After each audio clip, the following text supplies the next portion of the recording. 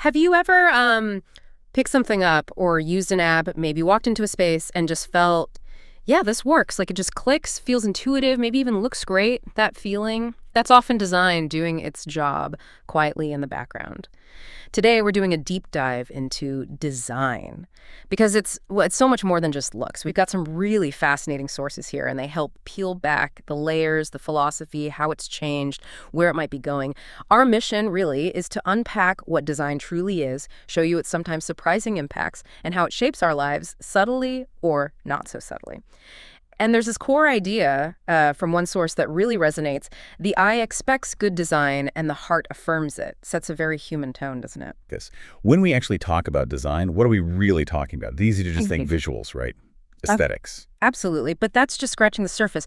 What's great about these sources is how they broaden that view. Design isn't, just visual. It's deeply connected to things like brand, class, and corporate marketing. So the identity, the signals it sends. Exactly. How a company presents itself, the social cues a product gives off, how you're targeted by ads design is kind of the engine behind all that. And here's where it gets really interesting in competitive fields.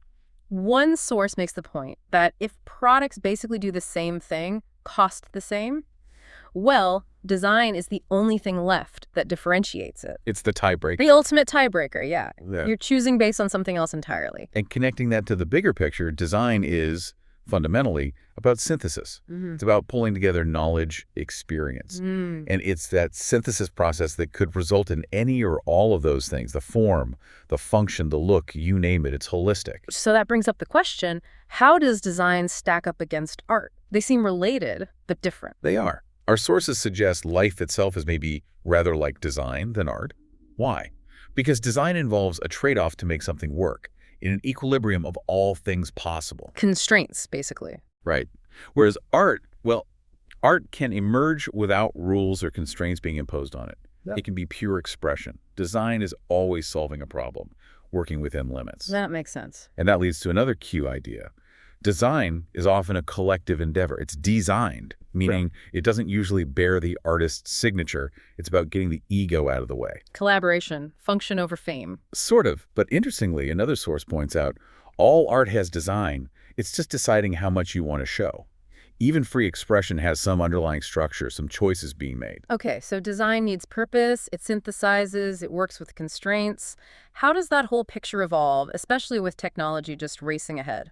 Well, technology as a tool naturally evolves to make something easier. That's its main driver, usually, not necessarily just to industrialize something.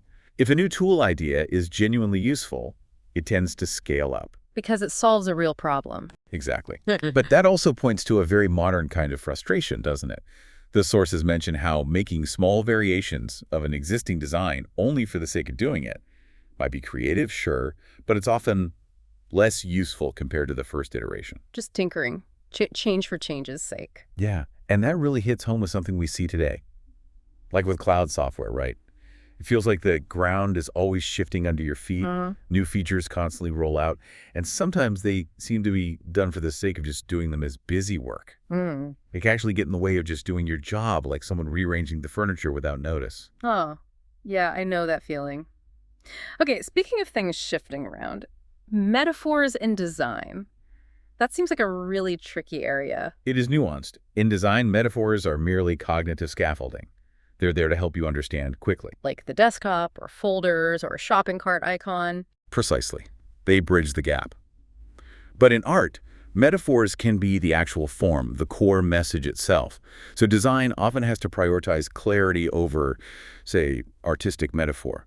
Creativity must sometimes part with fine art in design. Because function and understanding come first. Especially where safety is involved. The sources highlight this.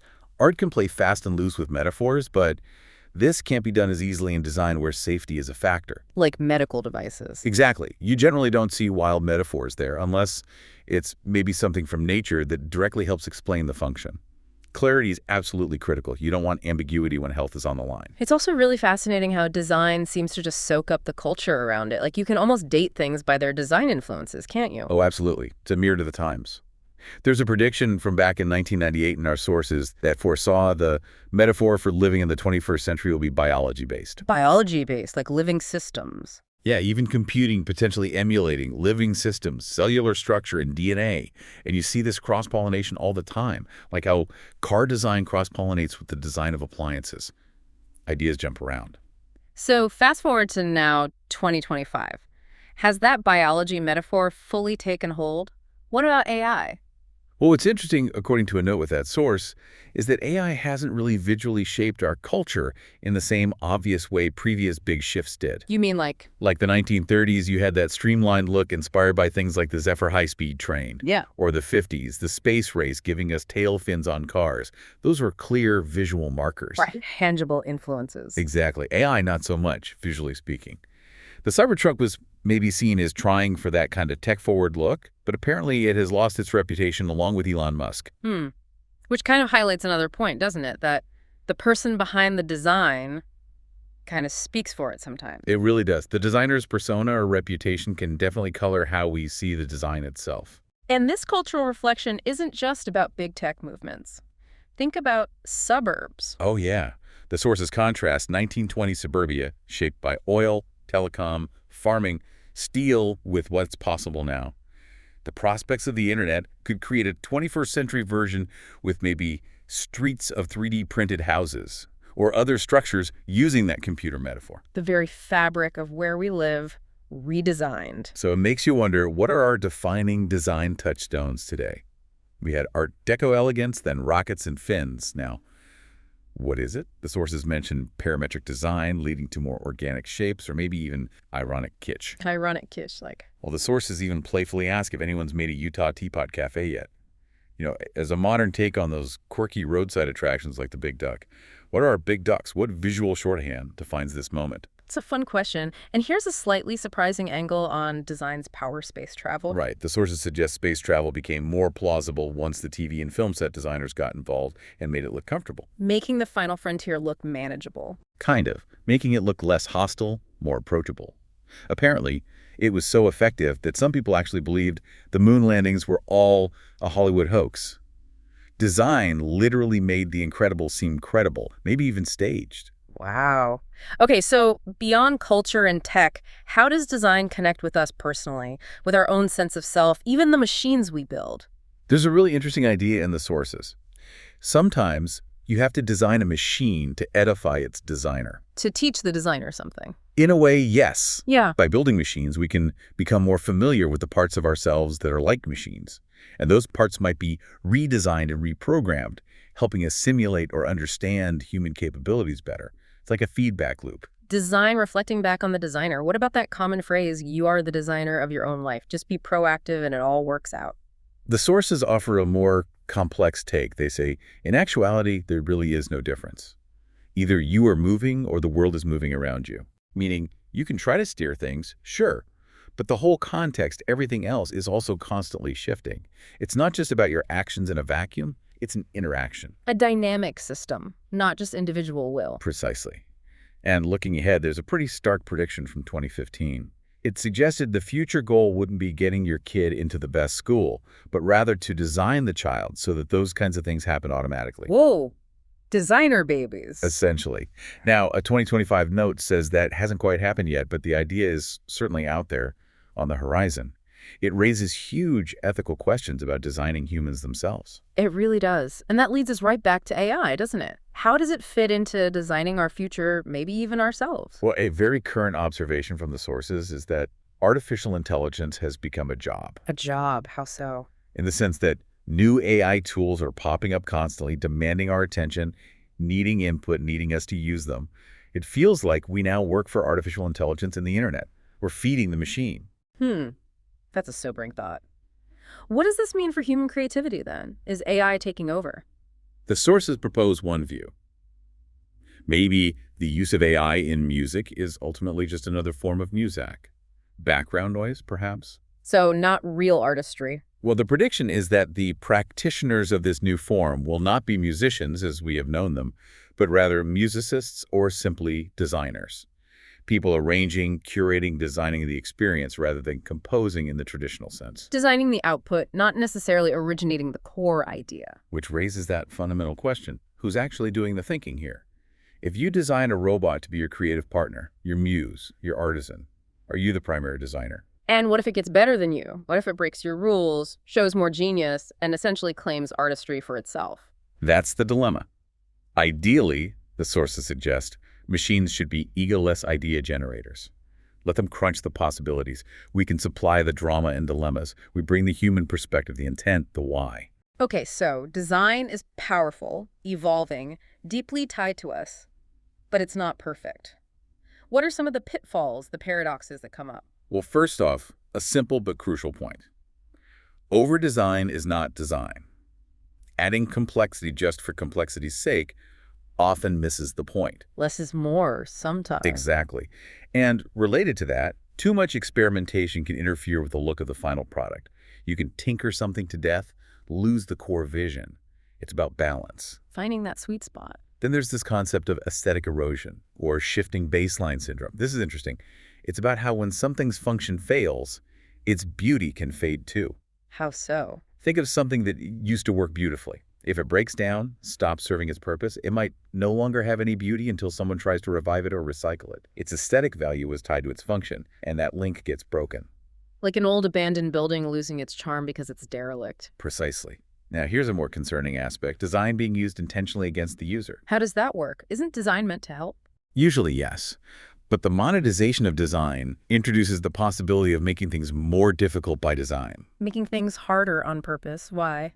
For example, making certain features harder to use as an upgrade enticement, deliberately creating friction to push you towards paying for a premium version where that friction is removed. That feels manipulative. It can be. And it connects to another point. When something is just fundamentally poorly engineered or designed, sometimes there's more to it than incompetence. There might be some oppressive, political, autocratic, or oligarchical explanation. Meaning it's wrong because someone or some group wants it that way. Bad design as a tool of control or deliberate neglect. That's a really dark view of design failure. So given all these complexities and potential pitfalls, how should we approach problem solving in design? Well, the sources mention meta-thinking, thinking about thinking. It can be useful, but it can be a slog and interfere with flow, overthinking it. Analysis paralysis. Okay, right.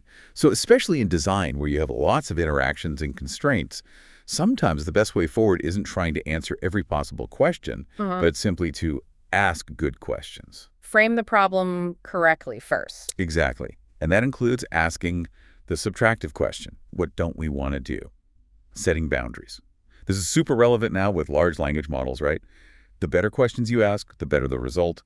Quality input matters hugely. Garbage in, garbage out, basically. Pretty much. Yeah. This also connects to how technology, even if boxed in by design initially, can be redefined.